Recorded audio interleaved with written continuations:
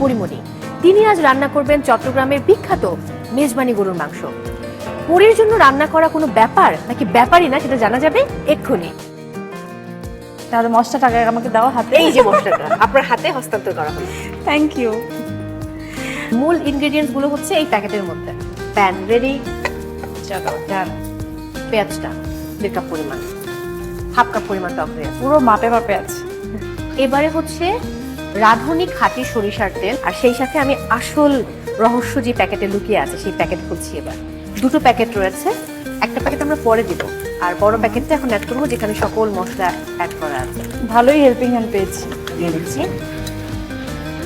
লবণ অ্যাড করতে হবে। পরিমণি তরকারিতে লবণ দিতে কি ভুলে যায় কখনো? না না না না না,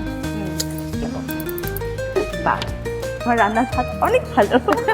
রাঁধুনি রেডি মিক্স থাকলে আসলে কোনো টেনশনটা কমে যায়, যে কোনো সময় রান্না করা যায়। হ্যাঁ, আমার খালামণি এত ভালো রান্না করতে পারতো, মানে ওনার পুরো এলাকায় সুনাম আছে। ঘ্রাণ কিন্তু পাচ্ছি আমি। এটা হচ্ছে ফাইনাল টাচ, সেটাই, এটা রান্নার magic. Final touch, magic. Exactly, এই যে মনে করেন জাদু হয়ে গেল। একদমই তাই। তাই না? এই কাঁচামরিচটা কিন্তু একটা ডিফারেন্ট ফ্লেভার দিবে।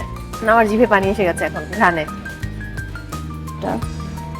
একসঙ্গে পরিমণি কতজনের জন্য রান্না করতে পারে? শুটিং এ আমাদের লোকজন কত কত থাকে, 70+ তো থাকেই। ওরকম একটা আয়োজন করি। আমার রান্না হয়ে গেছে। হ্যাঁ, চলো আমরা নামাই। জনপ্রিয় নায়িকা পরিমণি আজ আমাদের জন্য রান্না করলেন চট্টগ্রামের বিখ্যাত মেজবানি। তোমাকে ট্রাই করো, তোমার রিঅ্যাকশনটাকে দেখি। Just wow, trust me.